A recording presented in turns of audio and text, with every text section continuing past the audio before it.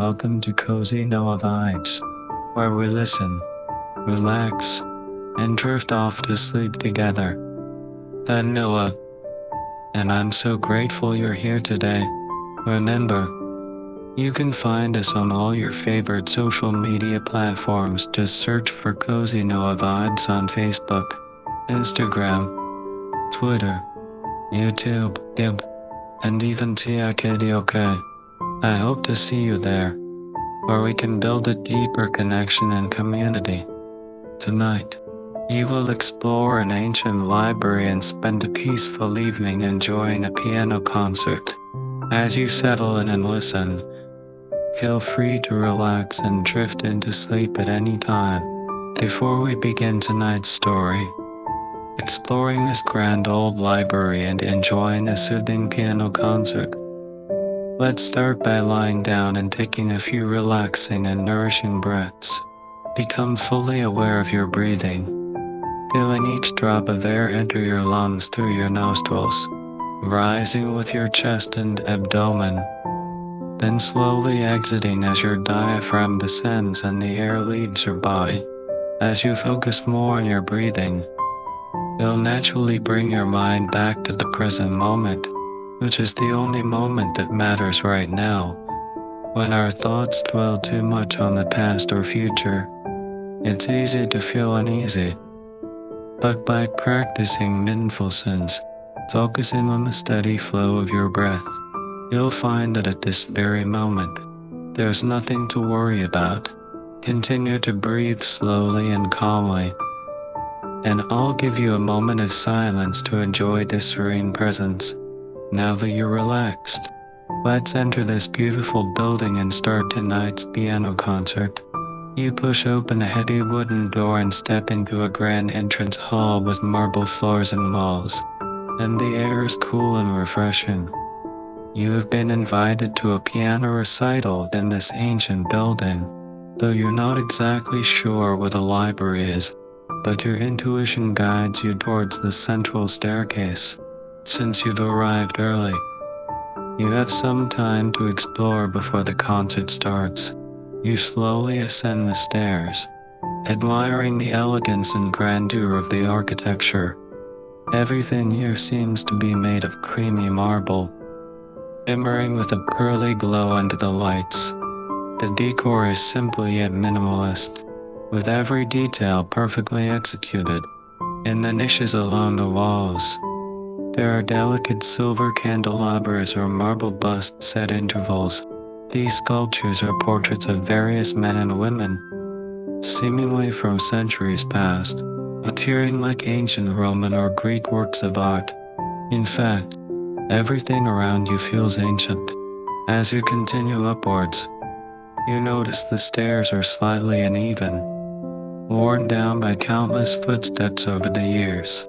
The staircase seems endless, and you're surprised at how long it takes to reach the next floor, with your footsteps echoing through the hall. But finally, you arrive.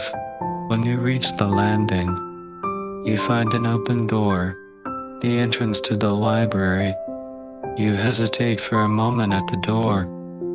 The library looks so ancient and grand, you can hardly believe it's open to the public. It reminds you of photos of old university libraries you've seen, or it could be a backdrop for a scene in a historical drama with magical elements. Just then, you see a woman standing by a bookshelf at the back of the room, who smiles and walks over to greet you.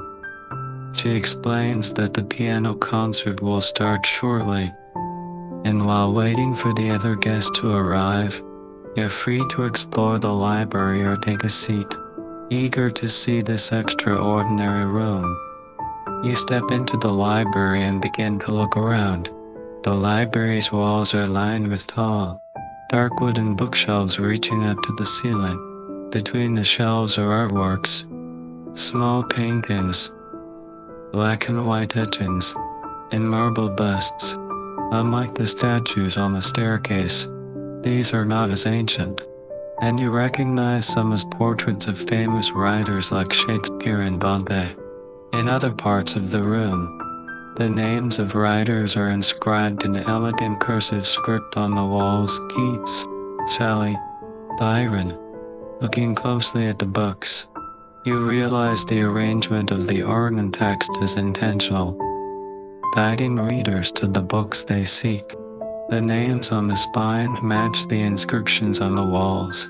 Standing by a bookshelf, you take a deep breath, intoxicated by the scent of old books. But there's something else.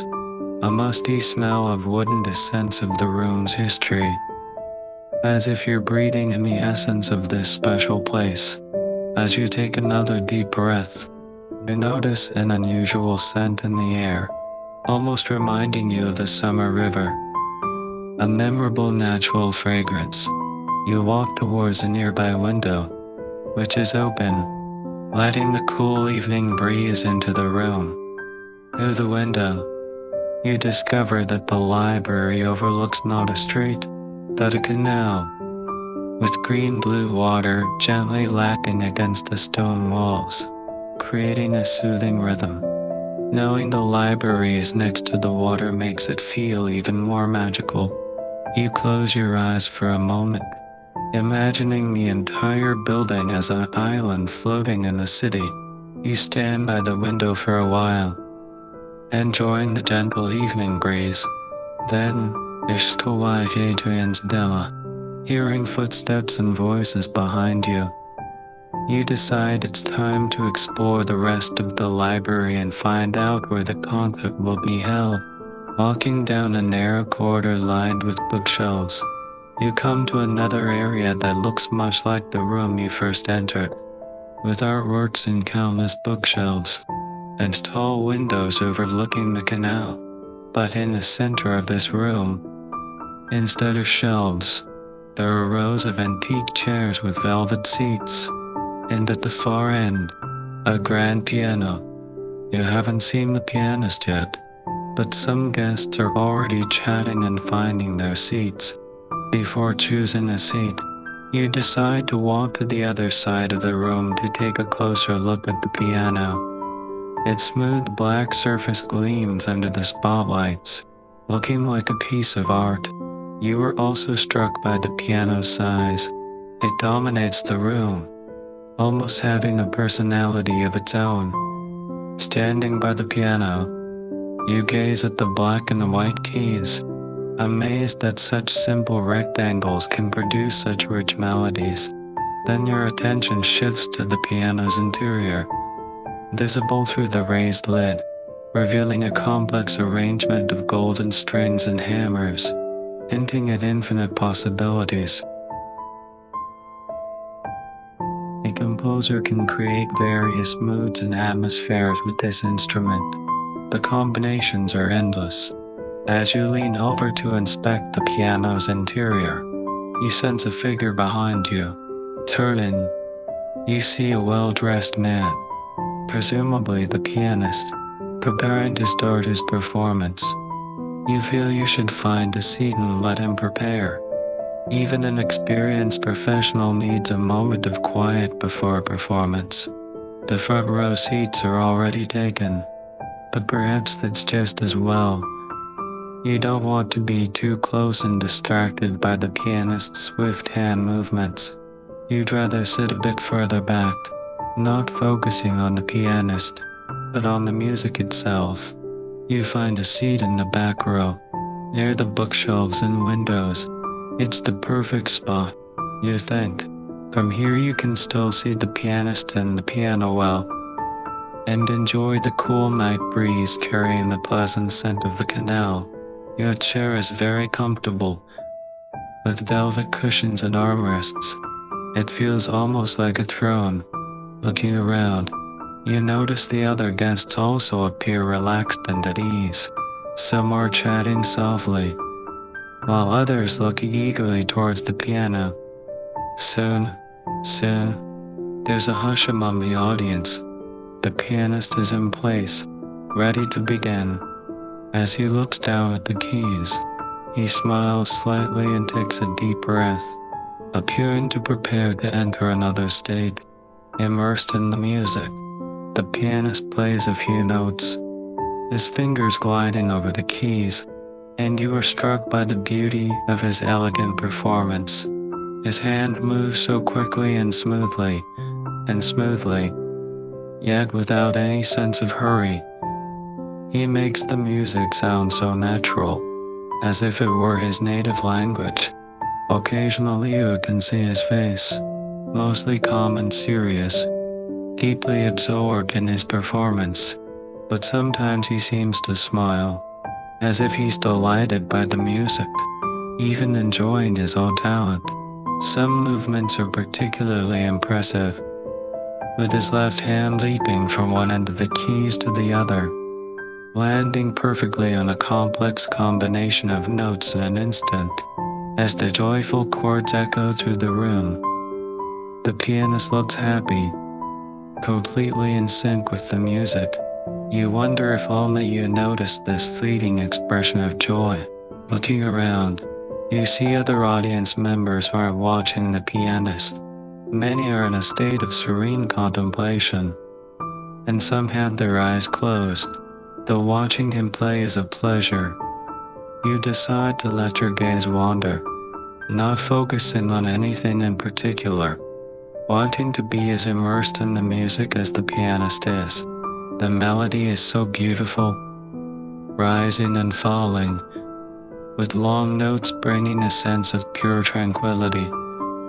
You've never heard this piece before, but you're captivated by its warmth. It seems to encompass the full range of human emotions and experiences, even things that can't be expressed in words, conveying more than any language could. After a while, you do enter a state of relaxed reverie, thoughts drifting like slow-moving clouds, gradually fading away, leaving an empty space filled with beautiful music, each golden note gently resonating in your heart. As you listen, you become more aware of your breathing. The music is so calming that your breath naturally becomes slower and deeper. Inhaling, exhaling, this rhythm of breathing feels familiar, almost comforting. Then you understand why. This is how you breathe when you relax and fall asleep at night. You've moved beyond consciousness and thought, about to enter another realm. You could almost fall asleep here, hovering on the edge of awareness, sometimes awake, sometimes drowsy. It's a light feeling, like floating in water. With each breath, you remember the canal outside the window, and at this moment it feels as if you and the entire room are floating on water. Even on the music, the melody becoming lighter and gradually fading away. The concert slowly comes to an end. The pianist plays one piece after another, and as you listen and relax, sinking into your chair, you lose track of time. It feels as if the concert will never end, and you don't want it to. You could happily sit here listening to the music until you fall asleep. Later, when another piece ends, the pianist speaks to the audience for the first time, his voice soft and low, as if not wanting to break the spell of the music, though he speaks lightly.